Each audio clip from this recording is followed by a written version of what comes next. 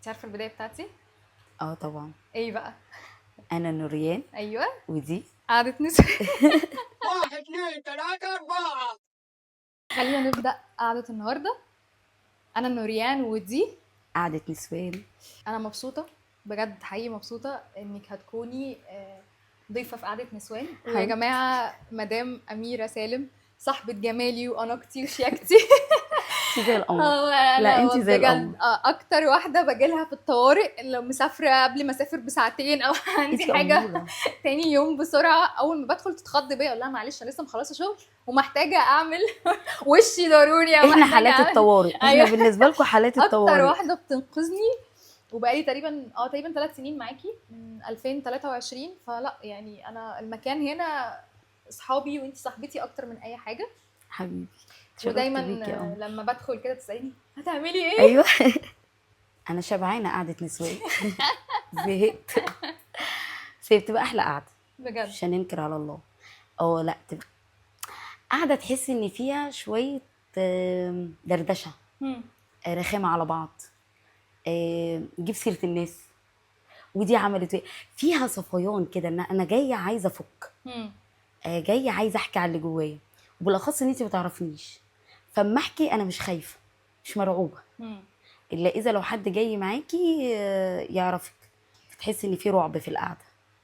عموما لما انا جيت حكيت لك في البدايه قلت لك قعده نسوان ايه الهدف بتاعها. ف فده خلاني ان انا اخد خطوه ان انا اقول لك يلا نسوي مع بعض. ليه بقى؟ لان في اماكن كتير قوي البنات والستات بياخدوا راحتهم ان هم يتكلموا ويحسوا بمساحه امن ان هم يتكلموا. وطبعا اول مكان المساحه بتاعته هو البيوتي سنترز او الكوافيرات. بتبقى من واحنا صغيرين لما بنروح نعمل حاجه عند الكوافيره او حاجه، بنبدا واحده واحده نتعرف على الناس. طب نتكلم بدايه من صاحبه المكان او البنت اللي بتعمل لي الحاجه اللي انا رايحه اعملها، لحد بقى الزبائن اللي موجودين زيهم. نقعد كده واحنا بنخلص الحاجه اللي بنعملها نقعد واكتر نرغي مع حاجه بعض. مع العملاء، يعني اه بالظبط. العملاء بيتكلموا مع العملاء، بيعشقوا الكلام مع بعض، بس عايزه اقول لك بيبقى في امان. مم. انا واثقه ومتاكده ان انا هتكلم معاكي انت مش تعرفيني، مم. فهتمشي خلاص انت نسيتيني وانا نسيتك.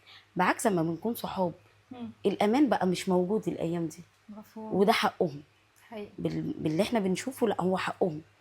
انما احنا خلاص انا ما اعرفكيش وانت ما تعرفنيش، العميل اللي معايا ما يعرفكيش، بتتكلمي براحتك، كل حاجه مم. تلقائيه، وبعد كده بتروحي خلاص انا نسيتك وانت نسيتيني. مم. ومع العلم ان انا يعني سبحان الله ساعات بلاقيهم بيتفقوا مع بعض، هم اتعرفوا على بعض هنا ويمشوا ويتفقوا مع بعض احنا هنروح عند اميره امتى، وانا ارتحت لك وبقوا صحاب. مم. خلاص انا اللي بتفاجئ بيهم، انت اصحاب، احنا بقينا اصحاب، ده انا متفقه مع فلانه هتيجي معايا النهارده يا امير. ببقى سعيده مبسوطه ان هم عرفوا يتعرفوا على بعض، عرفوا يعملوا اجتماع مع حد غريب مش مقلق. تعالي نبدا بقى من البدايه. ك كتجربه واحده رايحه بيوتي صالون او كوافير. تمام، اول ما بتدخل كده بتقولي لها ايه اول ما بتدخل؟ لو انا اللي هستقبلها ببتسم. بس كده. يعني لو اصل بصي الابتسامه فعلا في وش بعض قمر، مم. نرتاح لبعض. مم. انما لو لقيت حد هو داخل حافظ مش فاهم، مم. بسلمه يعني تعالوا شوفوا هي عايزه ايه. طيب انا شوفي انا صاحبتك بقالنا قد ايه. اه بس انا عمري ما عرفت انت بداتي امتى دخلتي مجال بتاع البيوتي سنترز او الكوافيرات. خمس من امتى؟ سنين بقالك 5 سنين فعلا؟ كورسات. اوكي. الشغل معايا كان كورسات، نزلت اتعلمت حبيته، بحبه من زمان، مم. بس ما خطيتش الخطوه. وما بعرفش اشتغل عند حد، بس عايزه اجرب مشروع اعمل ايه وخلاص. مم. بس انا حبيته. فرق ما بين تكوني داخله حاجه مادي، مم. وفرق ما بين تكوني داخله حاجه انت حبيتيها. اوكي. او لا انا حبيته قوي، وبيبان مع العملاء. اللي هو في عملاء يجوا انا عايزه اعمل كذا، لا انت مش محتاجاه، مم. وشك مش محتاجه، دنيتك مش محتاجاه، شكلك مش محتاجه، انت لايقه على بعض كده. مم. بيستغربوا هو انت ايه، اقول لهم انا يعني بحب اشوفك بالطريقه دي، او حابه اشوفك بالاحلى، هو جمال. طب وانت ليه حبيتي المجال لما اخدتي كورسات؟ ليه حبيتيه؟ يعني شفتي نفسك فيه ازاي؟ ابداع. مم. هو فعلا ابداع. هو بتاخدي حاجه هم كلهم خلقه الله كلها جميله، ابداع. هو ربنا سبحانه وتعالى ابدع في خلقه. بس انت بتيجي مثلا ناقص حاجه بسيطه، ربنا سبحانه وتعالى زي القمر، انت زي القمر. بس في حاجات مثلا عوامل البيئه بقى، عوامل الدنيا، عوامل الشمس، فانت لما بتيجي تشتغلي عليها تحسي ان انت عملتي حاجه جميله. انا ساعات ببقى باصه كده، الله انا بحب اشوف الحاجه كامله جميله. حبيتها عشان كده، ان بتتغير من حاجه لحاجه، تتغير مود. طب بالنسبه لموضوع المود ده، لما بنات بتجيلك، طبعا انت قلتي بقالك 5 سنين، بتحسي ايه اكتر سبب البنات بتيجي علشانه؟ هل علشان البنت مفروض عليها ان هي دايما تبقى حلوه فده ضغط، ولا ممكن علشان لو هي مثلا متجوزه فجوزها ضاغط عليها بشكل ما، ولا مجرد ان هي جايه حاسه نفسيتها مش احسن حاجه فيلا انا جايه اتبسط واعمل حاجه تخليني ابقى احسن؟ بتفرق ما بين واحده وواحده. يعني المتزوجه انا عايزه جوزي يشوفني حاجه تانية خالص. اوكي حبيبتي انتي قمر، بجد انتي قمر. هو هيشوفك قمر طول ما انت شايفه نفسك قمر. لا انا مش حلو، لا انتي حلو. اديله الاحساس ان انتي حلو، هتلاقي نفسك زي القمر. ده حقيقي. بتفرق بقى بنت متزوجه مش متزوجه. انا جايه لجوزي بس 50% انا جايه لجوزي و50% مش جايه لجوزي، انا جايه اغير مود. انا جايه عايزه استجم، انا جايه عايزه اقعد معاكم، ودي بتحصل كتير. انا جايه عايزه اقعد معاكم، تلاقيها جايه من الساعه 12 ماشيه الساعه 10 معانا. ليه؟ انا عايزه اقعد معاكم وغير مود. وفي لا انا جايه عشان جوزي. بتبان من الدخله. بتبقى عدم ثقه شويه. بس طبعا كل واحده وليها طريقه التعامل، سواء منك او من البنات اللي شغالين معاكي. طبعا ولازم نراعي كله. لازم نراعي اللي جاي عايز يغير مود، اضحكوا وانبسطوا وهزروا وارقصوا وعيشوا حياتكم كامل مكمل طالما في امن، في امان في المكان. عيشوا، تعايشوا، وحد محترم، انتوا بتتعاملوا مع ناس محترمه. واحده لا انا جايه عشان جوزي ورياكشناتها عاليه، ما تزودوش في الكلام، تعاملوا بالراحه وبهدوء. انت عايزه تشوفي نفسك في انهي شكل واحنا هنتعامل معاكي بالشكل ده. بس بمنتهى الاحترام ومنتهى الادب، تعاملي معانا بادب. فهماكي. طبعا كده كده كلكم، انا عشان انا متعامله معاكي برضو فانا عارفه كلكم، يعني البنات حتى صحابي. طب ايه اكتر حاجه مع الزباين او يعني البنات اللي بتيجي بتحسيها ان هي مش هقولك مش مشكله او مشاكل، لا هتحسيها تحدي، بتحسي اللي هو لا لا لا يعني يا ريت مثلا ده ما يبقاش موجود، بس هو للاسف اللي مش واثقه في نفسها بجد بتبقى عندها مشكله نفسيه قبل ما تكون معاها مشكله لينا احنا. هي مش واثقه في نفسها، هي ما عندهاش ثقه بجنيه، وبتيجي بتبان.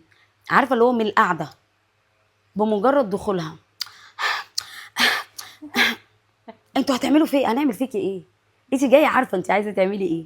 احنا ممنوع عندنا فتح شغل، يعني ممنوع عندي ان انا وعلى بناتي ان انت تيجي عايزه تعملي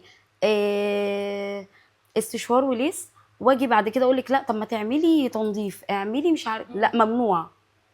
هي جايه عايزه 1 2 3، هي عايزه 1 2 3. فتح شغل ممنوع. دي بتيجي تلاقيها متوتره، مش عارفه هي عايزه ايه، وتردد طبعا، كل حاجه فظيع. تردد. طب وريني، طب فرجيني. افرجك على ايه؟ ولو فرجتك انت هتفهميها، انت هتعرفيها. وريني فيديو ايه؟ طب انا ممكن اوريكي احلى حاجه مع احلى حاجه قبل وبعد، وهطلعك حلوه واطلعك وحشه. فيديو ايه؟ خلي عندك ثقه في نفسك وفي المكان. ادخلي، انا هطلع حلوه عشان انا حلوه. تمام. انا روحي حلوه فبتطلعني جميله. انا بقول دايما كده لاي حد، واحده صاحبتي لما بتيجي تقول لي، يعني بقول لها مش ميك اب اضحكي. ولا بالظبط. عايزه اقول لك ضحكه بتخليكي زي القمر. اقسم بالله بتيجي بنات من ضحكتها اقول لها انت قمر، انت جميله، والله انت اللي قمر. لا بجد. وساعات بنات من تكشيرتها اقول لها يا حبيبتي فكيها، ده تبسمك في وجه اخيك صدقه. ليه هي خلاها صدقه؟ علشان خاطر بتدي اشراقه لليوم، تدي فرحه. اضحكي وهزري، وشك نفسه بيتغير، عينيكي بتتغير. لو عملنا فيكي، عارفه يعني ساعات اقول لواحده انا لو عملت فيكي كده بس وانت حسيتي ان انت مبسوطه وشك هيتبدل، انا ما عملتلكيش حاجه بس انت وشك اتبدل. في ناس مسافه تحط على البخار وشها بيتغير، هي اخدت احساس بان انا بقيت اموره، انا البخار هيغير ملامحي خلاص انا بقيت اموره. بنات من الماسك تقول لي انا حاسه ان انا مرضيه، وبنات لو حطيت لها الدولاب هي مش مرضيه، انا لسه ناقصني حاجات.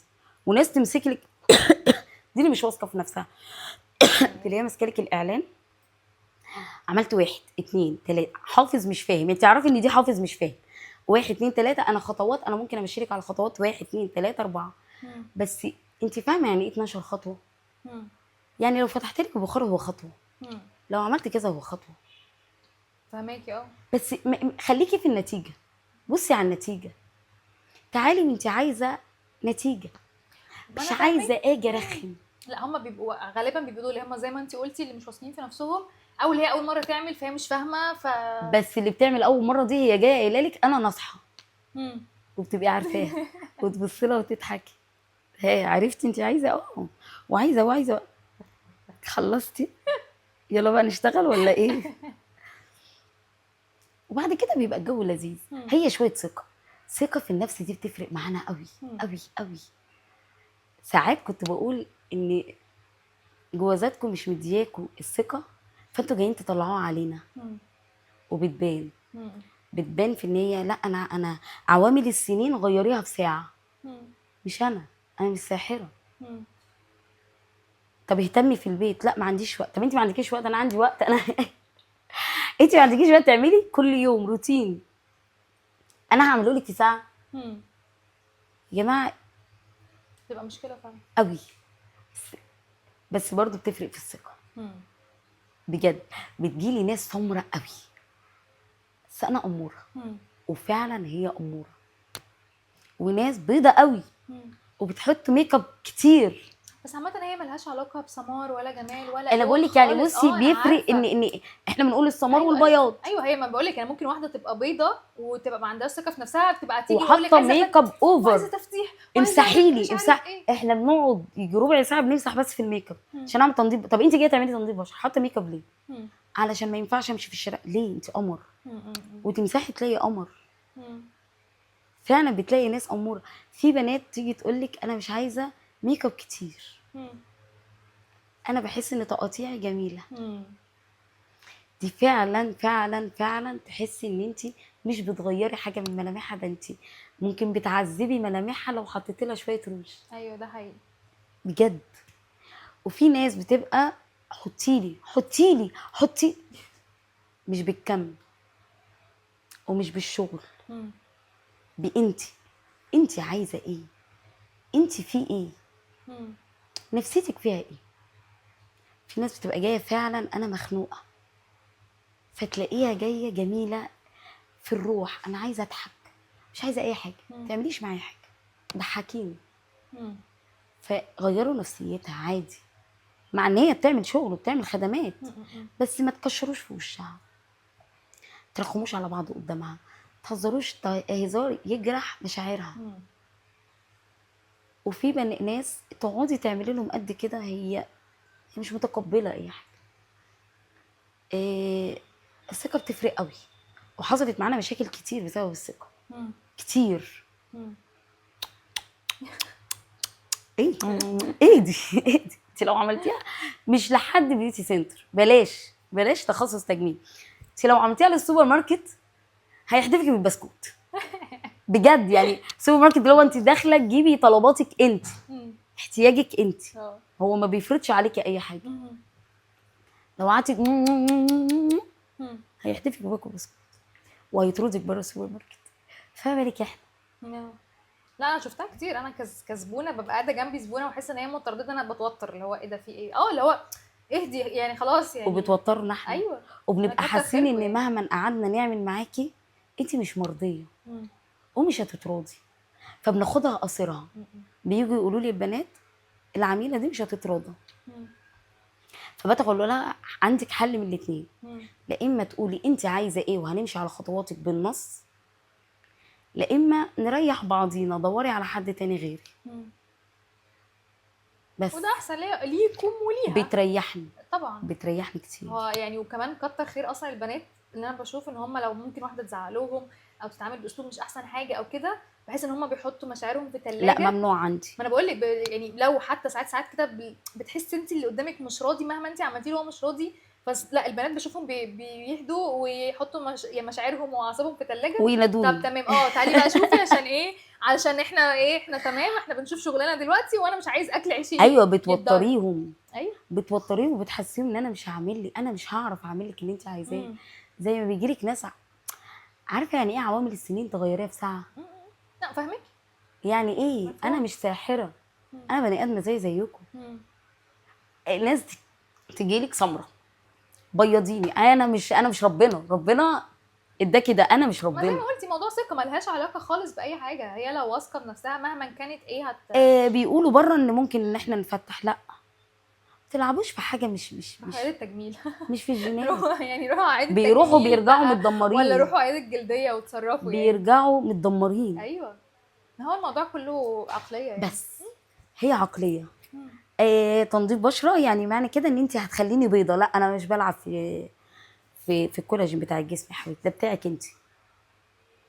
تنظيف بشره هو تنظيف، بنضف وشك، بخليه صافي، بخليه حلو. في مشاكل بنحاول ان احنا نعالجها. وامشي على روتين لما تروحي. لا ما بمشيش، طب انا اعمل لك ايه، اروح معاكم طيب. احنا اتكلمنا عن الزباين اللي هم بيجوا انواعهم، وطبعا زي ما انت قلتي في اللي مش واثقه في نفسها، وفي اللي جاي عشان جوزها اغلبهم يعني او 50% منهم، في اللي جاي عشان مود. وطبعا انت عارفه اكتر حاجه مشهوره عند البنات اول ما تفركش تروح تعمل شعرها. اول ما تفركش ولا يحصل حاجه تروح تغير شعرها الموف اون وتقص عندها شعرها. عندي. الموف اون على طول، عندي. نص شعرنا تمام، انا عندك انت على طول. لا بيقصوا شعرهم ساعات كتير في البيت، وده بيبقى غباء. الشعر ملوش صله، مودك ملوش صله بالشعر. لا ما انا بقول لك هم بالعكس دايما يعني انا عندي مودي مصيبه. بصي انا ظبطي لي شعري بقى. وعالج مين؟ دمرتيه يا حبيبتي. مودي مش مرتبط باي حاجه ليا، مش مرتبط بجسمي ولا بوشي شعري.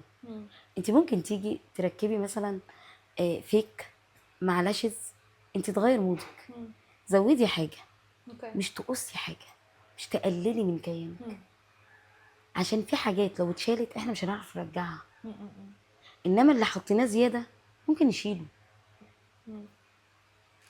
تاتو اكتبي لي اسم حبيبي، ما بكتبش اسامي حبيبي.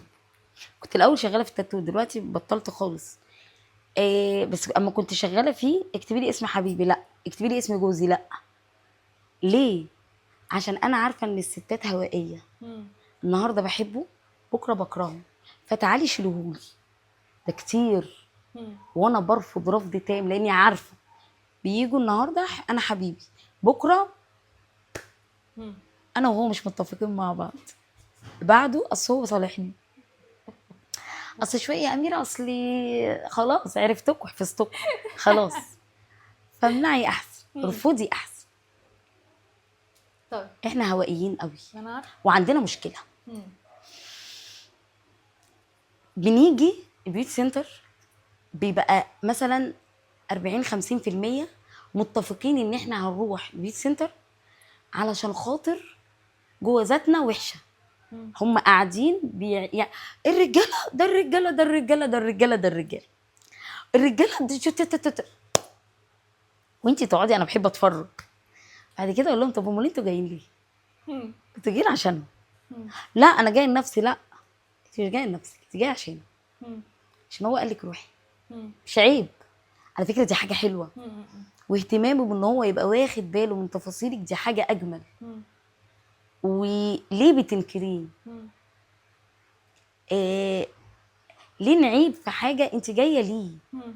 فهو حبيبك، مش عشان انا مثلا وانا جايه شديت انا وهو يبقى هو، لا هو حبيبك. فخليكي مكمله على نمط ان هو حبيبك، مش عشان لقيت واحده بتقول على زوجها انه هو مش احسن حاجه فانا كمان لازم اقول لا. قولي الحمد لله ما شاء الله. بس مش لازم ابقى ماشيه معاكي على النمط. ما انا فاهمه. يعني هم بس، ما هو الفكره في كده ان الستات احنا لما حفظنا الستات لما بيتجمعوا مع بعض لازم نجيب سيره الرجاله. ولازم ست الرجاله كده كده، بس عشان قعده نسوان ملهاش علاقه بالرجاله، احنا بنتكلم على الستات دلوقتي. لا انا بقول لك هي لازم. انا ايه عارفه، الحكمه؟ امال انا جايه ليه؟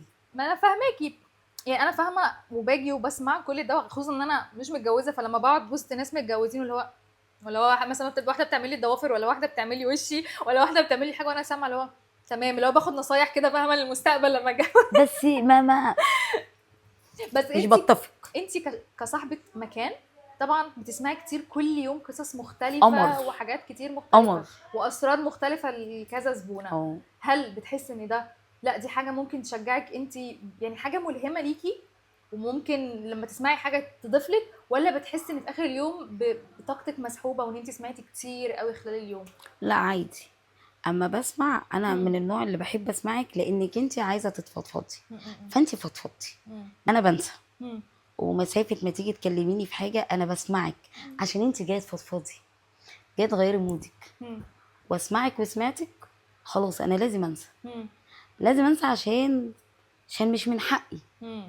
ان انا ادخل في تفاصيل اي حاجه او افكر فيها. وغالبا اتعودتي، يعني مخك اتاقلم ان اه انت عارفه ان هم بيفضفضوا، فانت مش بس محتاجه تركزي في اصلا في التفاصيل اللي كل هم واحد ليه بيقولوها. حياته وليه اسراره، مم. الباب مقفول على 100,000 حد وكل واحد ليه سر من اسراره، مم. فانا مش هدخل في كل مود حد لازم اعيشه. مم. مم. لا انا يعني انا بحس ان انا بيتي غير بيت غيره، مم. مم. فمش شرط ان انا افضل شايله ومتضايقه ومسحوب مني الطاقه الايجابيه بتاعت عشان انت جايه متضايقه. مم. لا بروح وبفك وعادي جدا جدا جدا. مسافه ما بشغل بخور عندي في الشقه واقرا القران انا خلاص انا كل حاجه نسيتها. مم.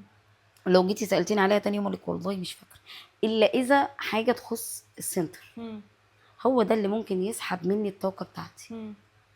بس انما كعميل ليك كل احترامك واستماعك، وعلى فكره ساعات بتبقى عميله بحس ان هي متضايقه ومش راضيه تتكلم، مم. واجبي عليكي كحب في الله مم. اسمعك، فبقعد اخليها تتكلم، مم.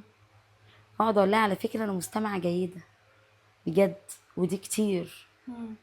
اتكلمي واحكي فضفضي انا اكتر واحده عارفه الموضوع ده، انا والله. اكتر واحده، انا بحكي لك انت عارفه يعني. وهتطلعي مم. ولا كاني سمعت حاجه، ده حقيقي. بس فضفضي اتكلمي وخرجي المود بتاعك عشان تطلعي تحسي ان انت رايقه، مش عشان خاطر طالعه من عند اميره، مم. لا عشان تعرفي تكملي يومك تكملي حياتك. مم. ساعات كتير بحس ان في ناس جايه عشان بس تتكلم تفضفض مم. بعد كده تروح، وعلى فكره ده انسب حل. مم. في ناس ما بتحبش تروح لدكتور نفسي، مم. فهتعمل ايه؟ انا فاهمك، تكلم روحها عشان كده قعده نسوان موجوده بجد، القعدة تكلم نسوان صحاب، ليها قوه يعني بجد.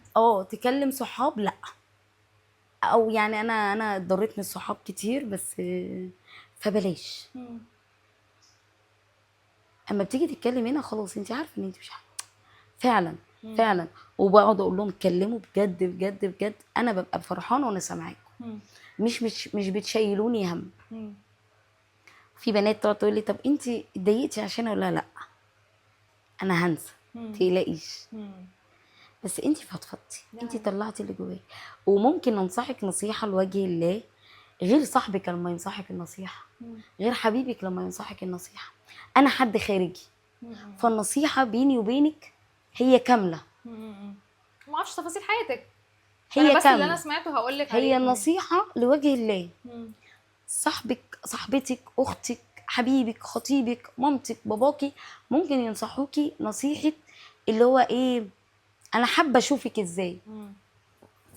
انا كنت لسه بتكلم في الموضوع ده من يومين، ان هو انا ممكن افضل اتكلم مع حد غريب ما يعرفش تفاصيل حياتي، هاخد راحتي اكتر بكتير من ان انا اتكلم مع حد قريب مني، عشان يمكن مش عايزه صورته تتغير اللي هو شايفني بيها يعني، او مثلا هو هينصحني بناء على شخصيته وانا عارفه ان هي شخصيته عامله ازاي، لكن او عارف انا شخصيتي عامله ازاي، فممكن نصيحته تتبني على مثلا حكي له حاجه قديمه، او حكي لها حاجه قديمه، فتبني ده بده، تقول لي فاكره لما عملتي في الموقف الفلاني كذا كذا كذا، يعني فاهمه؟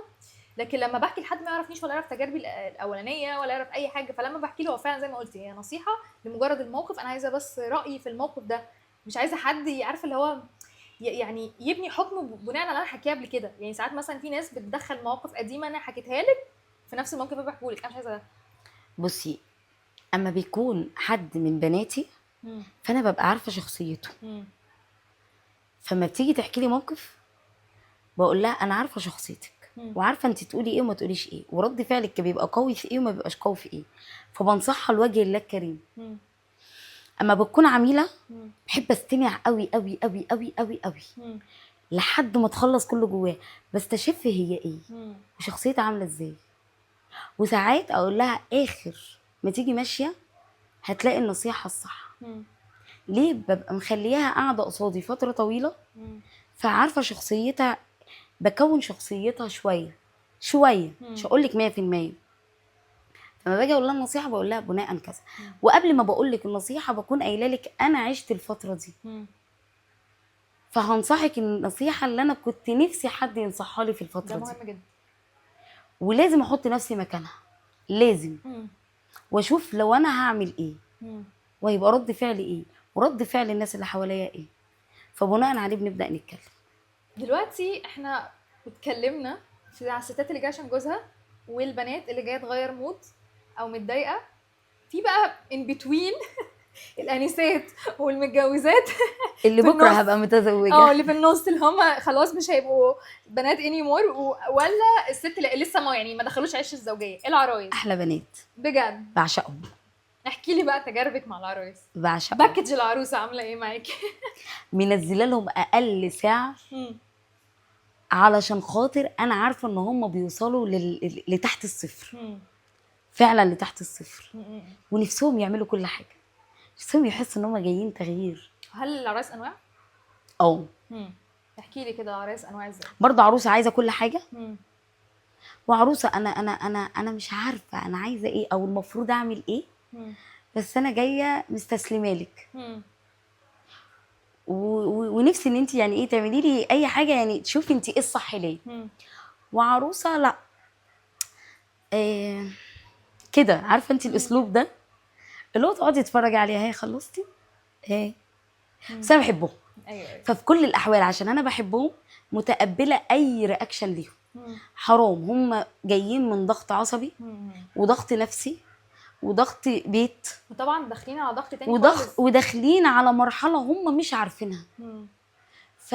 ففي كل الاحوال انا متقبلاكم، ما عنديش رياكشن ما بيني وما بينكم ان انا مثلا عايزه ارخم عليهم او ان انا عايزه ازعلهم او ان انا عايزه امشيهم عشان هم اخدوا مني طاقه اعلى. بصراحه يعني ما عمريش علقت مع عروسه.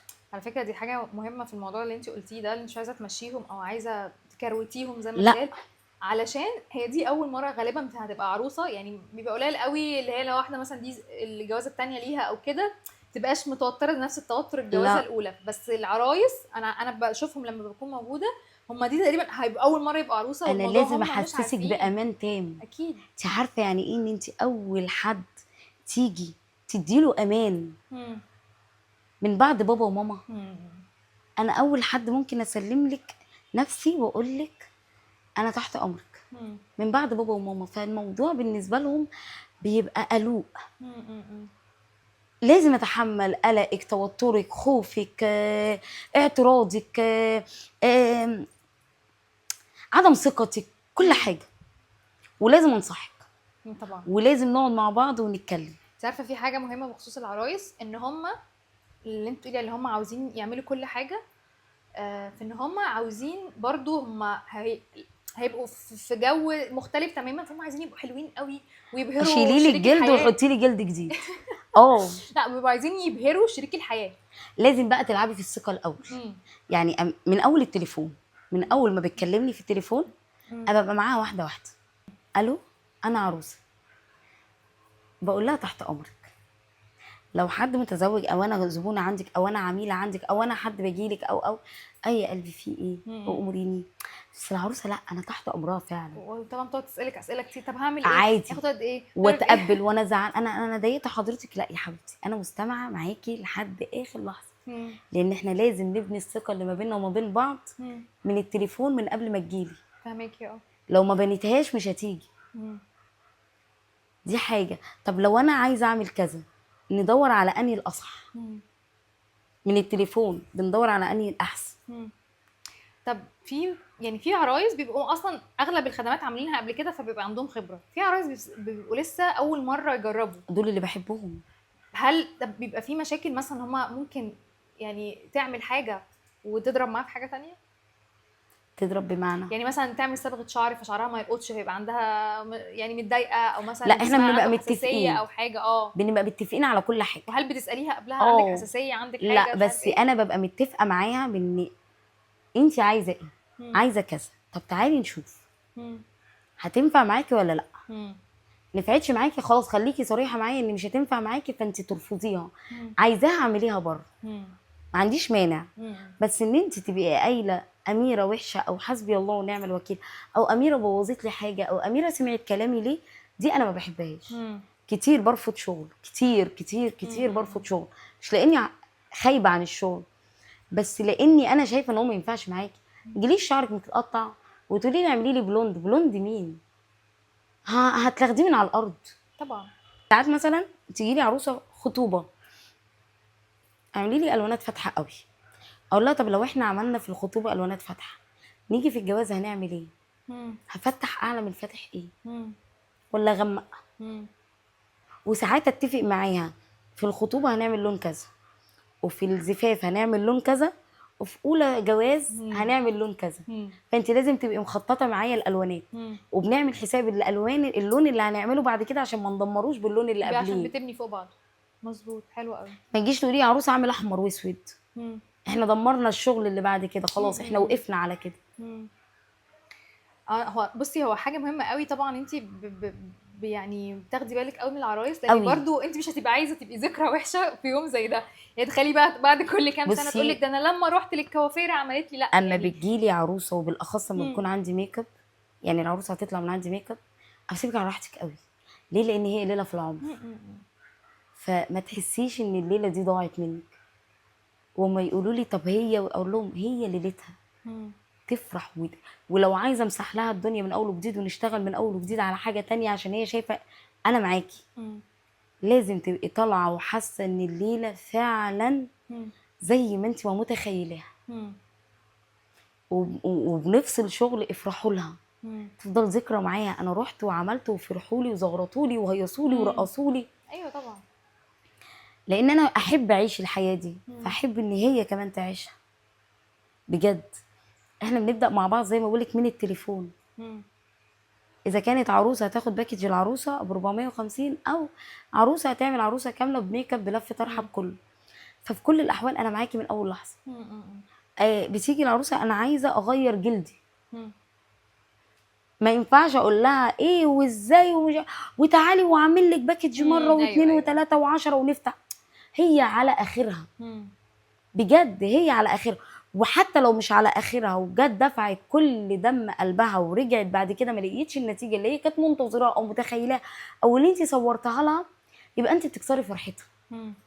فاديها الحقيقه. لا يوم ما نتغير درجه درجتين. تلاش هفتحك خليكي بيضه، هشيلك كل العلامات بتاعت السنين. اصل انا هوحد لك لون هوحده ازاي؟ في عوامل في الجسم وارجع بعد كده اصل انتي نسيتي تمشي على روتين. يا جماعه بجد رفقا بالعرايس، العبوا زي ما انتم عايزين مع المتزوجين. اما العروسه انا معيش حق المواصلات اللي ممكن اجيلك بيها، ولو معايا فانا مقصره من ناحيه حاجه تانية. انا عارفه كمان بيجيلك ناس من الاقاليم هم جم ثقه.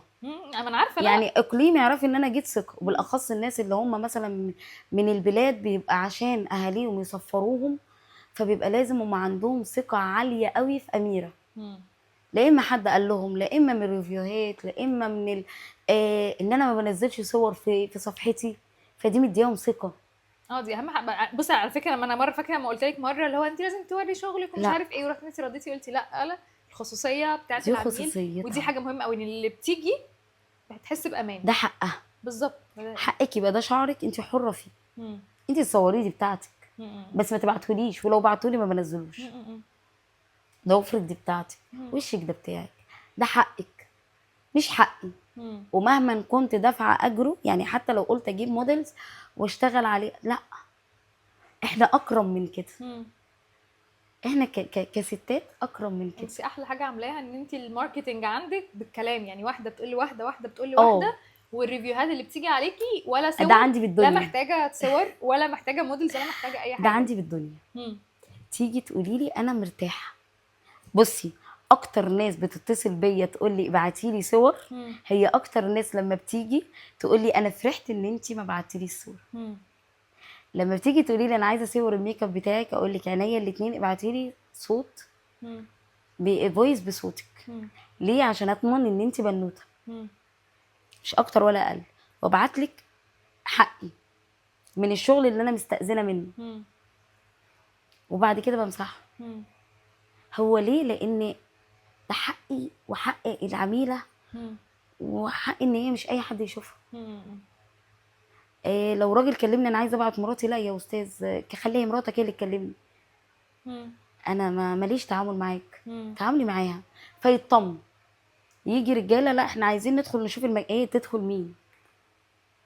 احنا لو دخلنا ده وده وده عشان يطمن على المكان اللي مراته فيه، ما بقاش فيه اطمئنان خالص، هي كده بقت فيه ما شاء الله. وانتي المكان على طول ما شاء الله موجود ناس، فانت هتفضلوا يعني المكان عشان ما انا ما يدخل. دخلكش، انا ما ايوه عدتلكش يعني انت العتبه، هتفضلي له المكان مخصوص عشان يدخل يشوف، ولا لا تقعد لي استحالة تحت. طبعا. لا طبعا. ده احساس بالامان. فهي ما بتحس بالامان بالتعامل معاكي، وبالاخص العروسه، خلاص هي فعلا تجيلك مش من الاقاليم، تجيلك من اخر الدنيا. انا فرحانه، انا فرحانه ان انا جايلك، انا ما قضيت مشوار عشانك. الضبعه، انا عمري ما كنت اتخيل الضبعه دي. والله يعني انا قلت لهم انا ما سافرش لنفسي 7 ساعات وارجع والله. بس تقولي انا ارتحت، عارفه ان انت هتمسكي شعري هبقى مطمنه، هتعملي معايا انا هبقى مطمنه. طيب احنا كده اتكلمنا، خدنا بقى الزباين اتكلمنا عن حبايبي، الزباين، لا حبايبي. حبايبي، قالي بقى قولي لي حاجه مهمه قوي، ان لولا سمعتك الحلوه ولولا الثقه الزباين ما كانوش هيجوا، ولكن في عامل الحمد بقى ايه لله. الخفي اللي هم ايه؟ البنات. البنات. ايوه، هم الناس اللي مش موجودين في الصوره باي شكل، ومش اصلا يعني الزباين بنتكلم عليهم بيروحوا ويجوا، البنات دول اللي هو ايه نقول عليهم ايه؟ حبايبي، حبايبك. لا بس دول اعلى من حبايبي، هم الجنود. فعلا بناتي. عارفه الجنود. احكي لي بقى، قولي لي انت عامله ايه مع البنات؟ بعشقهم، ببقى عايزه انزل من البيت عشانهم. مين بتحب ايه ومين بتكره ايه ومين مش عارف. حبايبي، بصي انا على طول اقولها، انا من غير بناتي ولا حاجه. اماكنهم كتير والف من مكان يتمناهم، بس انا من غيرهم ولا اي حاجه، لحد ما ربنا يأذن بان انتوا مالكمش مكان معايا. تلاقيني سبحان الله انا ببقى جاي لي احساس بان دي مش بنتي. كان الاول ممكن نقعد ما ناكلش مع بعض 3 ايام، اعرف ان البنت دي مش بقت معايا خلاص. بجد. هتقولي ازاي؟ مش ازاي، هقولك ما اعرفش، يمكن عشان انا بحبهم قوي فروحي متعلقه بيهم قوي، فما بحس بغدر قلبي بيقف لوحده بدون اي حاجه. اما كنت الاول ما اكلش لمده 3 ايام معاهم، اعرف ان في حد في البنات هيفارقني. والله العظيم ما بكذب. مصدقك. دلوقتي بقت بتتمهد لي، اللي هو ممكن اكون بعشقك قوي قوي قوي قوي، وانتي روحي، وما الاقي نفسي ان انا ما اعرفش قلبي مره واحده كده، خدي بالك عشان ما تتجرحيش، لان انا بتعامل معاهم بحب قوي وبقلب قوي قوي قوي قوي. اما او هم كمان بيدوني بقلب قوي. دي حقيقة بصراحه، يعني هم من كتر ما بيدوني بقلب انا كمان بديهم بقلب. فما عندناش حكمه اميره اللي هم بيقولوا عليهم صاحبه المكان، وان احنا شغالين معاها. لا، انتوا بناتي، انتوا حته مني، بيعاملوكي كانهم انتوا حته مامتهم مني وانت صغيره فعلا. انا شفت بعيني من شويه وانت حاطه ميك اب، وانت رايحه فين، وانت رايحه فين، وشكيل انت رايحه فين. هم فعلا حته مني. لو اكلت حاجه في البيت ابقى عايزه اجيبها لهم عشان هم كمان يدوقوا ان انا اكلته عشان عجبني. ممكن ساعات ابقى قاعده بفكر هم بيفكروا في ايه، واتصل بيهم انتوا بتفكروا في كذا، عينيا الاتنين ليكوا، اه. مرضيين فرحانين مبسوطين، حاسين ان انا مش مقصره معاكم، لان فعلا هم بيدوكي حق الله. في ناس تقول لك انت ليه ما بتضغطيش عليهم؟ لا، ما اضغطش، هم مضغوط عليهم من الدنيا كفايه قوي، مضغوط عليهم منكم انتوا كفايه قوي، فانا كمان هضغط عليهم ليه؟ مش استعباد، هو حب، هم بيعملوا الحاجه بيحبوني. هم ممكن يتصلوا بيا الصبح، احنا هنفطر، هتفطري؟ اقول لهم ماشي، هستنوني هفطر معاكم، يستنوا واستنوا مدام اميره جايه هنفطر مع بعض، بجد، لحد ما قلوبهم تتغير. تو ما قلوبهم تتغير تلاقيني انا مني لنفسي قلبي بيتخطف وازعل. ازعل من ايه مش عارفه، بس احس ان في غدر جاي من ناحيتي، بس ايه هو انا مش فاهماه، لحد ما تتوضح، واما تمشي ما ببقاش زعلانه، لاني ببقى واثقه ومتاكده ان انا اديتك اللي يسيب لي ذكرى حلوه ليكي ورعيتي ربنا للنهايه جدا جدا، وابقى واثقه ومتاكده ان اللي بره هيقولوا لك ازاي تسيبيها. انا عمري ما اطردك وعمري ما امشيك، والله والله والله، حتى لو فيكي ايه انت فوق دماغي، لان وجودك كرم ليا. انا شفت ده، انا شفت. لحد ما انت تقولي انا مش بقيت احبك، فالمكان يقولك انا كمان مش بقيت احبك. بس كل اللي بطلبه منهم عاملوا الناس بحب عشان الناس تحبنا، هم حق الله بيتعاملوا مع الناس بحب، بس احنا بنحبكم، احنا بنتبسم في وشكم.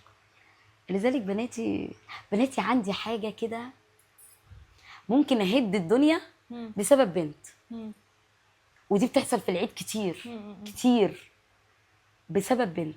وعلى فكره حتى لو بنت اكبر مني سنا هي بنتي بجد، ممكن اهد الدنيا بسبب بنت، ممكن او اطرد عملاء بسبب بنت. اوعوا تقلوا منهم، اوعوا تحسبوا ان هم شغالين معاكم عليكم او عندكم، بمعنى اصح مش شغالين عند هو حد، اقل منكم اصلا. في ناس بتحس هم مش شغالين عند حد، وحشه. هم جايين يطلعوا احلى ما فيكي، هم تعبوا وشقيوا على نفسهم عشان يطلعوا احلى ما فيكي، اشتغلوا على نفسهم كتير عشان يبسطوكي، فابسطيهم بكلمه، بتصرف، بتبسم، بكتر خيرك.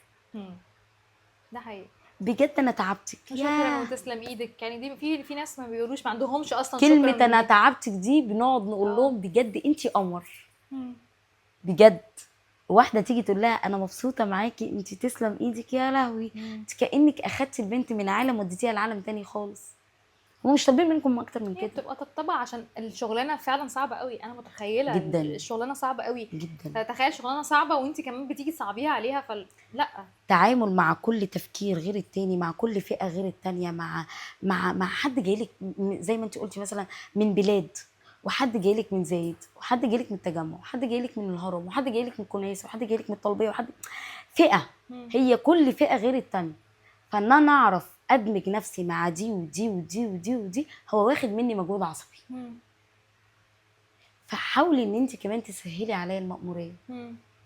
خلينا حلوين، احنا ستات زي بعض، بس ما احناش داخل من وسطنا حد غريب، خلينا ستات نحس ببعض عشان تبقى قعدة نسوان حلوة. طب فاكره قبل كده كنا بندردش انا وانتي، وبعدين كنت بقول لك طب ومشاكل البنات عندك الدنيا عامله ازاي؟ احكي لي كده باختصار من غير ما ندخل طبعا مشاكلهم تفاصيل حاجة. مشاكلي، اهي دي بقى المشاكل. يعني انت بتقولي لي لو عميل عنده مشكله بتروحي تفكري فيها، لا ما بفكرش في مشكله عميل، بس لو عميل طلب مني حاجه اقعد افكر له فيها لحد ما يكلمني اقول له انا عملت لك 1 2 3 4 او دورت لك على فلانه او دورت لك على حد كذا، بس دي لو في الحاجه الشغل. الوحيده. لو في الشغل تمام. انما بناتي اه لا، ياخدوا مني تفكير عالي وازاي ابسطهم، واروح شايله همهم ومتضايقه عشانهم وزعلانه، اللي تزعل بزعل، وازاي يرضيها حتى لو مش مرضيه من بيتها، فانا ازاي اعوض لها عدم المرضيه في بيتك في مكاني هنا. هل يعني بتحاولي تساعديها في المشكله لو تقدري؟ اه طبعا، ده لازم يبقى لي يد عشان تحس ان فعلا ماما اميره. اصل ماما مش ماما كده، ماما بتبقى بالفعل. مم. انا لو عجزت فبدور لك على ابسط، مم. لان ممكن مثلا بتبقى مشاكل ماديه، مم. فبدور لك على ايه اللي اقدر اميره تعمله ويلا نعمله. مم. لو مشاكل نفسيه ببقى معاكي، مم. انا جنبك لاخر لحظه لحد ما تعدي المرحله دي. مم. مرحله هي مش واخده عليها، لازم اكون جنبها مم. المرحله بمرحلتها لحد اخر لحظه. مم. انت عارفه من اللي انت بتقوليه ده بحسه من غير ما تحكي لي كل التفاصيل دي، بس لما كنت باجي قبل كده واشوف معاملتك بحس ان انت ماما من غير اي حاجه، يعني انت الاتيتيود بتاعك انا ماما. ماما. وبعد كده لما اجي مره تانية وفي بنت معينه الاقيها مشيت، من جوايا بغض النظر انا مش عارفه هي مشيت ليه، بس من جوايا بقول ليه خساره، يعني بعد اللي بتعمله معاها اميره دوت وبرده مشيت، اللي هو ازاي انا لو مكانها مش همشي دي. ما يعني الواحد ممكن يروح مكان عشان فلوسه احلى، بس ممكن المعامله تبقى زي الزفت من صاحب المكان. وفي ناس لا، ممكن والله لو باخد ملاليم هقعد عشان صاحب المكان محسسني حبيبي. احساس حلو، وبعدين بسيب، يعني ممكن اسيب الدنيا انا رايحه الشغل عشان انا في الشغل برتاح نفسيا. يعني انت في ناس ممكن تقضي ساعات كتيره قوي فوق ساعات الشغل بتاعتها لمجرد ان هي مرتاحه نفسيا في المكان. كتير. فانا بشوف ده هنا. فلما فعلا لما بنت بلاقيها اجي واقول اسال على فلانه تقول لي اصل مشيت، فبزعل تقول ايه ده هي مشيت ليه، بصي، ببقى فاهمه متضايقالك عشان انا بشوف معاملتك ليهم خطيره. لا انا ما بزعلش. ماشي، انا بقول لك انا انا كعميله بشوف كأميرة اللي بحسه. عندي مبدأ، اول ما بتيجي البنوته تقول لي انا معاكي بقول لها احنا مع بعضي، بس خدي بالك احنا رسائل في حياه بعض. مم. الرساله تو ما هتخلص مم. لازم هننسحب من حياه بعض. مم. لا اما رساله ان انا اجوزك، ربنا يجعلك نصيب في حد شافك هنا في المكان مم. فارتبطتوا، يعني مش راجل مم. اخته مثلا ايوه لا شافتك اكيد طبعا انا فارتبطتوا. فاهمه اه. لا اما لحد ما وقفتي معاكي ببر الامان اتعلمتي وخلاص. مم. لا اما كان مطلوب مني قدام الله 1 2 3 4 فخلص. مم. احنا رسايل، اوكي. الرسالة تو ما بتخلص انا ببقى مرتاحة. مم. وسبحان الله ربنا عشان يجبر بخاطري مم. لازم يرجعها لي بطريقة ان ازعلي، مم. مش ازعلي عليها، ازعلي منها. مم. فما ازعل منك ما بقاش فارق معايا وجودك مم. من عدم، بس انا ببقى متأكدة ان رسالتي تمت عند هنا. ما بينك وما بين ربنا انت بس عملتي اللي عليكي، دي انا حاجه مهمه واثقة قوي. ومتأكدة ان رسالتي تمت ورسالتك تمت. مم. رسالتك تمت في ايه؟ خدي بالك ما تحبيش كل حد، مم. خدي بالك ما تديش ثقة في اي حد، خدي بالك ان هما في الاول وفي الاخر مراحل في العمر. مم. فانت كده رسبتي لي الرسالة بتاعتك مم. وانا امنت بيها خلاص، ببقى مقتنعة. ونعم بالله. طيب احكي لي كده اكتر، هل البنات اللي شغالين بيتأثروا نفسيا بكلام الزباين؟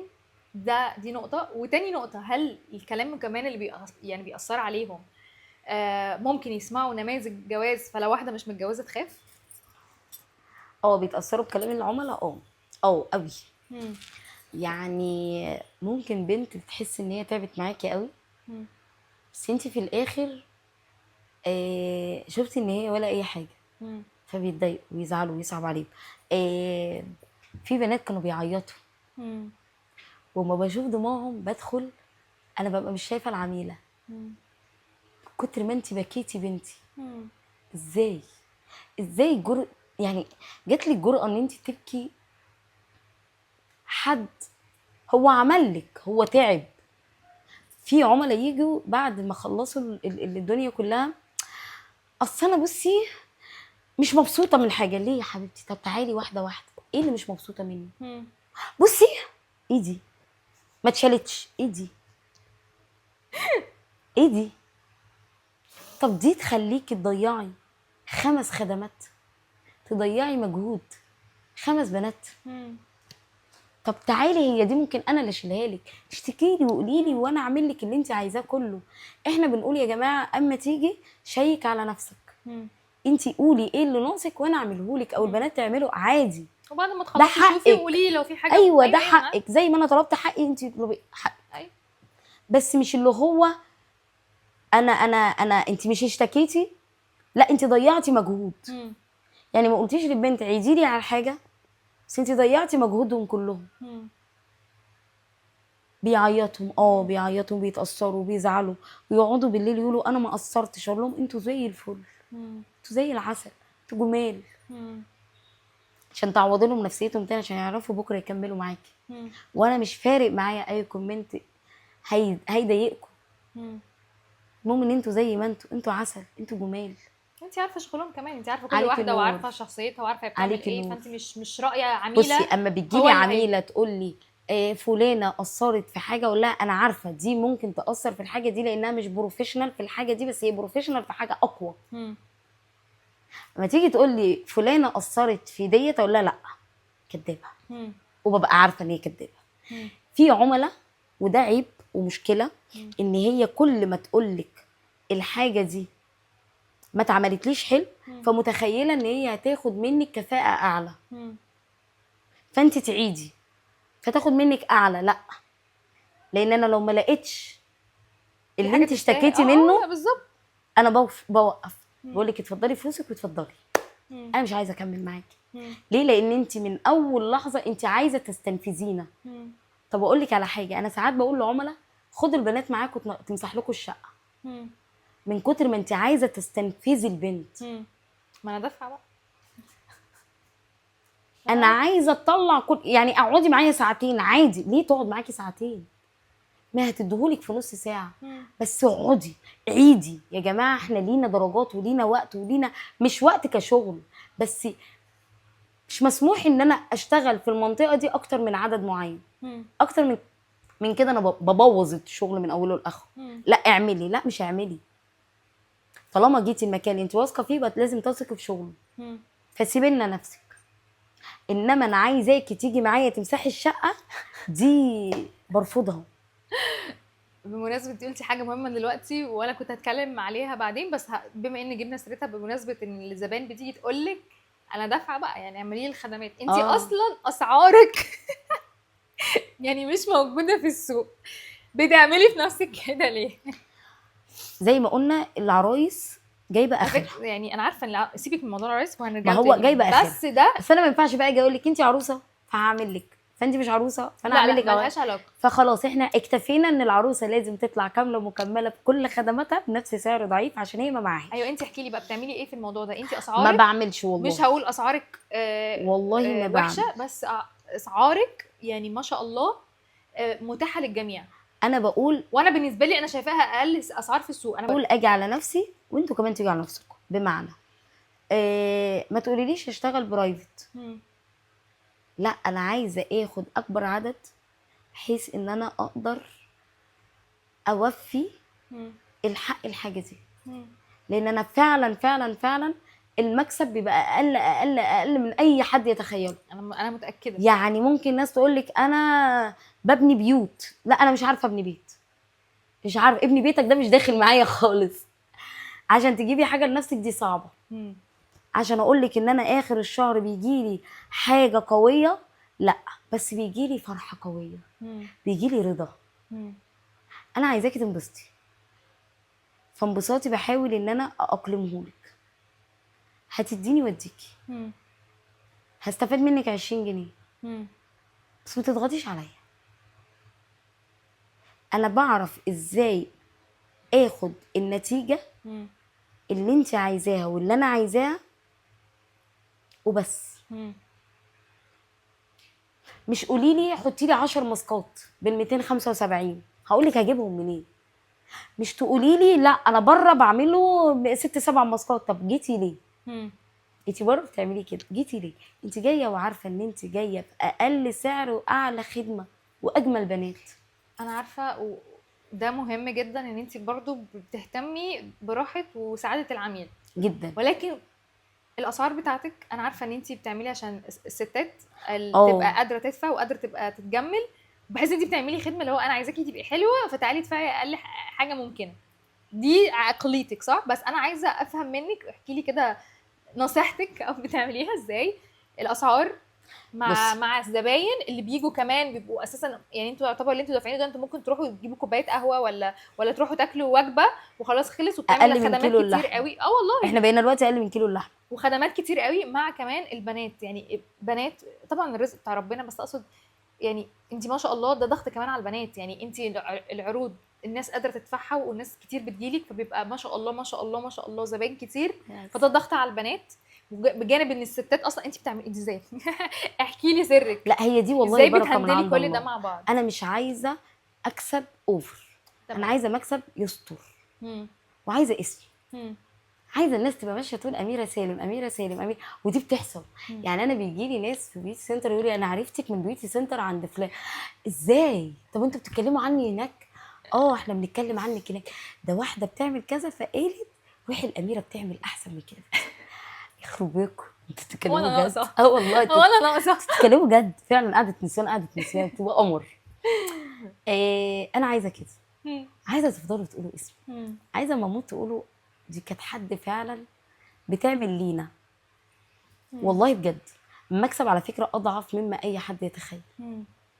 انا من غير ما تقول. يمكن انتوا نفسكم بتشوفوه في وجودي في المكان. مم. وبجدد لكم، ولما بتطلبي ان الحاجه الفلانيه تبقى فيها تجديد عشان احنا واخدين بجدد كل سنه. انا لازم اجدد لكم حاجه شكل انا عارفه. واوسع لكم، ما شاء الله. رغم ان توسيع هو بياخد مش طبعا. بيدي، بس عشان تبقوا جايين مرتاحين انتوا مبسوطين. ايوه انت ما شاء الله بتزودي وفي نفس الوقت اسعارك بحبكم. هي يعني عاده الناس لما بتوسع وربنا بيفتح عليها فبتزود الاسعار. ده انت حب. ما بس بتعمليش هقول لك على حاجه، انا برضو دي مقابلها حاجه، ان انت لو جيتي واتنكتي عليا مم. انا بقول لك بتعمليها ازاي، عارفه اللي هو يا مصر بتعمليها ازاي، يا اميره بتبقي بتعمليها خلاص ازاي؟ بقى انت كده بقى يلا روحي بيتكم ايوه ما انا بقول لك وبنفس زي ما انت تقعديش. هي معادله صعبه خلي بالك. ما هو ده بقى اللي بيخليني اعرف اقول لك انت جيتيلي برضا، مم. وجيتيلي عشان عارفه ان انت هتاخدي اعلى خدمه واحلى كفاءه مم.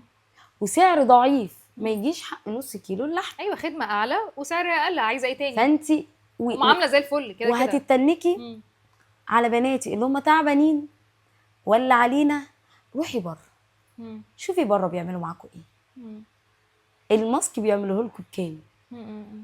البنات وفي العيد انا عارفه موضوع الماسكات ده اساسا ما بتبقاش بره، على فكره بتبقى بره سعر الباكج، في العيد يعني بدفع زياده عشان الباكج. بيجوا لي احنا عايزين هدايا. اقول لهم كل ده هو مش هدايا، بس برضه العيد فرحه، مم. يلا فرحوه.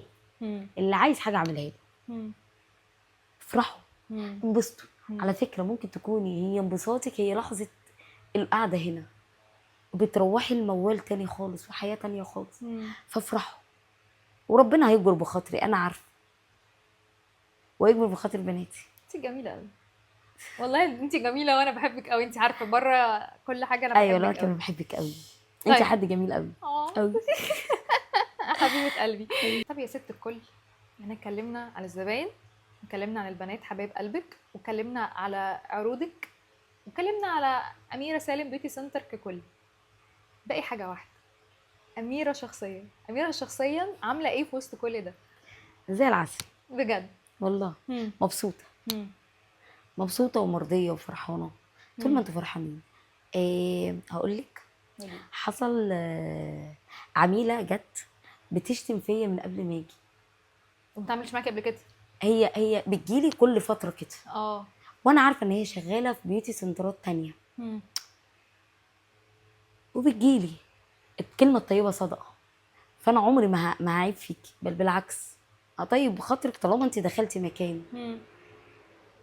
تيجي بعد كده من قبل ما نيجي انا اتشتمت، بس انا ما اعرفش انا اتشتمت ليه. عشان هي اتصلت بيا الساعه 11 قالت لي انزلي، وانا قلت لها انا ما بنزلش 11، بنزل 12، احنا بنفتح 12. العملاء كانوا قاعدين معاهم منتظريني من 8 الصبح، ما اتكلموش، بالعكس قالوا اميره تعبانه امبارح والبنات تعبوا امبارح، فيا جماعه سيبوهم يرتاحوا، واحنا لينا ان احنا نكلمهم الساعه 12 وهم اليوم واقفين بيفتحوا. عسل. اوكي. هي شتمت فيا، انا ما اعرفش ليه شتمت فيا. جت عميله ما تعرفنيش قالت لها انا جايه على سمعتها، بس انتي بتشتمي فيها جيتي ليه؟ اميره شغلها مش حلو، بناتها مش حلوين، والخدمات مش احسن حاجه، انت جايه ليه؟ وبره احلى من كده بكتير. ده هي بتقول كده. فانت جايه ليه؟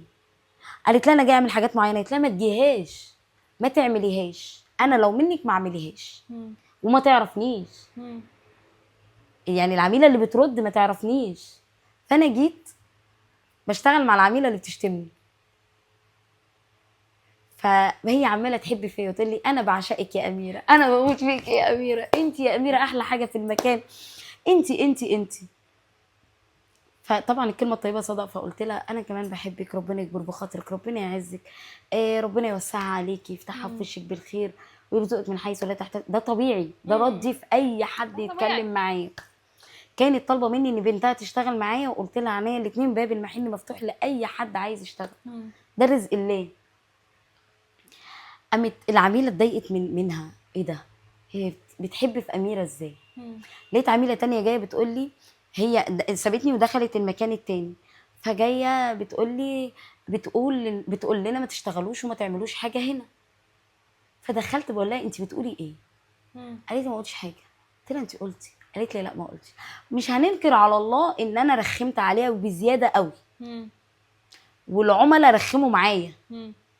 وطردوها وانا طردتها مم. ومشيت. فنزلت لي كومنت مش احسن حاجه، انا ما ردتش. مم. انا كل اللي نزلت لها بوست بان هي بتشتمني. هي ما شتمتش على خدمه، ما شتمتش على التهبت، اتقطعت صباعها، اتجزع، ما شتمتش على اي حاجه، شتمت على اميره. مم. انا سكت ولا رديت. انا نزلت لها بوست، مم. هي طلعت المسرح، هي خافت ترد. مم. ده كانت اكتر حاجه فرحتني. مم. اقسم بالله، اقسم بالله كنت في العيد شغاله وتعبانه، مم. تعبانه تطبيق وما نمناش ومش قادره وعايزه ارضيكي باي طريقه وعايزه وبحاول اتنفس بصعوبه وكنا صايمين. مم. انا العملاء كانت بتتصل بيا، اوعي تزعلي احنا معاكي. مم. معايا في ايه؟ مم. احنا ردينا غيبتك. غيبه ايه؟ مم. بتتكلموا عن ايه؟ مم. خشي شوفي على الفيس. دخلت، ايه ده، مم. كام كومنت، ميات. انتوا بتشتموا وزعلانين منها وبتغلطوا فيها، واللي بعتلها شكوى لوزارة الداخلية ويشيلوا الناس الوحشة دي من هنا ايه ده، جمهور. انا حسيت ان كده جمهور. وتقولي لي استفدتي ايه؟ مم. يا لا لا، انا استفدت كتير. بروح فرحانة، مم. بروح نايمة انا مبسوطة.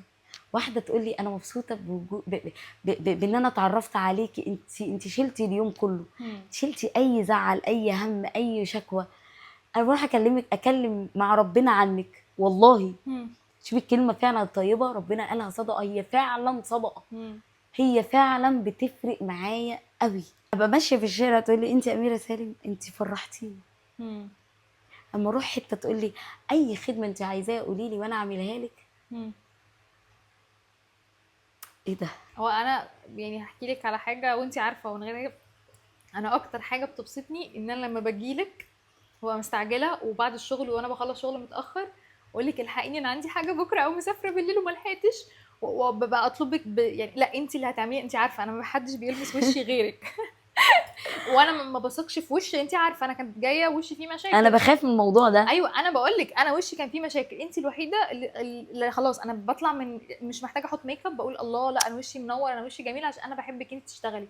فبجد دي اكتر حاجه بتبسطني دي ولازم اكتر اقولها لك. دعايه ان اميره هي اللي هتشتغل، لكل أيوة. واحده هتيجي من وراكي. لا بجد يعني دي اقل حاجه. انا لما تقولي لي انا مش فاضيه او انت مش أو لما باجي الاقيكي مش موجوده دي بالنسبه لي قلبي مؤذي. اتكسر يا نهار ابيض يا اميره. احنا عشان اتعلمنا خلاص ان 1 2 3 معايا، ايوه بجد حفظنا. حفظت مين تعمل لي ايه واشطر حاجه يعني وانا بقول لك 3 سنين.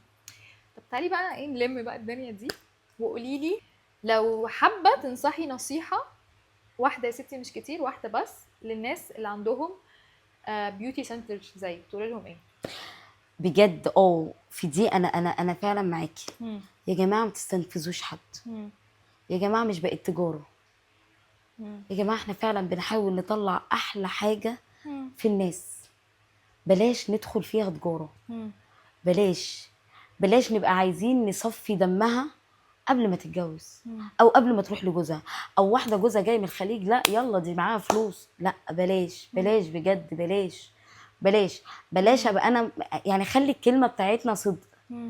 الحاجه دي هتقعد معاكي اسبوع، يبقى هتقعد معايا اسبوع. ما تقعدش معاها تاني يوم وتقولي لها اصل انا ماليش دعوه، تعالي ادفعي فلوس جديده. لا، التزمي بكلمتك، بلاش يراعي ربنا، استنفاذ، بلاش هم يراعي ربنا، بجد. هم والله يراعي العظيم ربنا. الناس فعلا بقت تعبانه تعبانه، الناس مش مستحمله. اقول لك اكتر وقت حسيت فيه ان الناس فعلا بقى الاقتصاد مش مستحملينه وقت العيد الصغير، اما حصلت الحرب. مم. موضوع الحرب اثر مع الناس بقت خايفه، مم. خايفه من بكره، خايفه ما تعرفش تجيب الوقود، خايفه ما تعرفش تجيب الفلوس، خايفه ما تعرفش ترجع من بلدها، خايفه خايفه. اثر معانا هنا، اثر، مم. بقينا شايفينه. ما كانش احسن حاجه العيد الصغير، كان العيد الكبير شويه عن العيد الصغير. مم. وده مش بالطبيعي، الطبيعي ان العيد الصغير بيبقى طبعا. مجهود اعلى، العيد الكبير بيبقى مجهود ابسط. مم. لاحظناه. مم. ليه؟ لان فعلا الناس بقت خايفه. مم. الفلوس النهارده بقت بتيجي بالصعب، ومشاكل اقتصاديه طبعا. المشاكل الاقتصاديه بقت فعلا صعبه. مم. فبلاش نستنفذهم اكتر، مبقاش احنا والبلد مم. عليهم. طيب، ولو بصي، هو القعده معاكي حلوه قوي حبيبي، وانا انتي والله اللي ما جميلة. عايزه تخلص، انتي اللي بس جميلة. خلينا كده في اخر قعدتنا الجميله دي، لاي واحده بتشوف القعده بتاعت النهارده تحبي تقولي لها ايه؟ او لا، انت جميله، خلي عندك ثقه بان انت جميله، وما تخليش حد يضحك عليكي بان عوامل السنين تتغير في يوم. وما تخليش حد يقولك كلمه دايم، دايم الدوام لله وحده. مهمه قوي. مفيش حاجه اسمها دايم. دايم ديت اقولك بمعنى صح، كان القرد نفع نفسه. خليكي مقتنعه بكده بجد. لو حد جه قال لك انا اقدر اخليكي سونيريتا دايما، كانت القرد نفع نفسه. كنت انا خليت نفسي سونيريتا دايما. بس انت كده كده سونيريتا حبيبي. فخلينا مقتنعين ان مش حد يضحك علينا. دي حاجه. الحاجه التانية، انا اموره، انا حلوه باللي فيا، بحلاوتي، بغمقاني، بضحكتي، بان انا ما عنديش غمازه، بان انا عينيا مش واسعه، بان انا ما بعرفش اضحك قوي، بان انا اسناني مش عارف ايه. انا اموره، انا حلوه. خلي عندك ثقه بان انتي قمر قمر قمر قمر، وربنا خلقك في احسن ابداع. انا اللي اضحك عليكي واقول لك ان انت وحشه عشان تعملي عندي. فلا، انت رايحه واثقه بان انت اموره، ان انت جميله، ان انا مش هغير حاجه، انا بس ممكن اعدل في حاجه انت دمرتيها. لا، هي الحاجه حلوه احنا بنحليها، بس بعدل بالظبط فيها حاجات كده. بسيطه. وشي بهت من كتر ما انا مرهقه، والشمس تخليه فيه شويه حيويه، نضوره. بس دايم لا، مفيش حاجه اسمها دايم. شعرك دايم، مفيش حاجه اسمها دايم. رموشك دايما، مفيش حاجه اسمها دايما. شفايفك دايما، مفيش. والكل حاجه ليها خطر طبعا. اي حاجه في احنا عملناها انت اعرفي ان ليها خطر. لاشز يعني رموش تقع، فيلر يعني في بتاع الشفايف يعني اعرفي ان الدنيا مش احسن حاجه. وضوافر بتتدمر، وضوافر يعني خلاص دي. احنا ضوافرنا بتضعف مع اقل خبطه، خلاص انت كمان ما بتستحمل. فكل حاجه ليها خطر. اعملي حساب خطرها بان انت هتعالجيه بعد ازاي، لو انت عايزه تخطي الخطوه دي. بس لو احنا هنشتغل في حاجه بتغير من ابداع الله. بس انت قمر، انت جميله، انت حلوه قمر، وانا بحبك موت. حبيبي، انت الجميله. كده خلصنا القعده النهارده. قعده النسوان خلصت. قعده النسوان ما بتخلص. هنصور واحده تانية بقى. دي ما بتخلص. هنصور واحده تانية. كده كده قعده نسوان في الحقيقه ما بتخلص، فعلا. ولكن القعده بس اجمل قعده اللي على النت دي خلاص خلصت، وهنقفل بقى حبيبي زي اللي احنا بدأنا بيها، بس النهايه بقى. وانا نوريان، ودي كانت قعده نسوان. النبي مالنا الا بعدينا. قولي لي كده، هتعملي ايه النهارده في وشي؟ طب هو محتاج ايه؟ اه زي القمر. لا قولي لي خالص. مش محتاجه خالص. مش هعمل قمر. حاجه خلاص. تنكر؟ لا ماشي. نبص للمرايه ونشوف. لا انا كده انا عارفه ان انا حلوه. أيوة. بس انت بتخليني احلى. اجمل حاجه، انت لما باجي هنا بتخليني احلى. اجمل حاجه انا عارفه ان انا حلوه. انت عارفه انت انت قمر. فاكره لما جيت قلت لك على موضوع شعري؟ ثقتي في نفسي عسل. انا ساعتها فاكره قلت لك ايه؟ قلت لك احنا اللي بنعمل الحلاوه، مش الحلاوة الحلاوه اللي اللي بتعملنا. بتعملنا. بس كده. فعلا. باي. باي.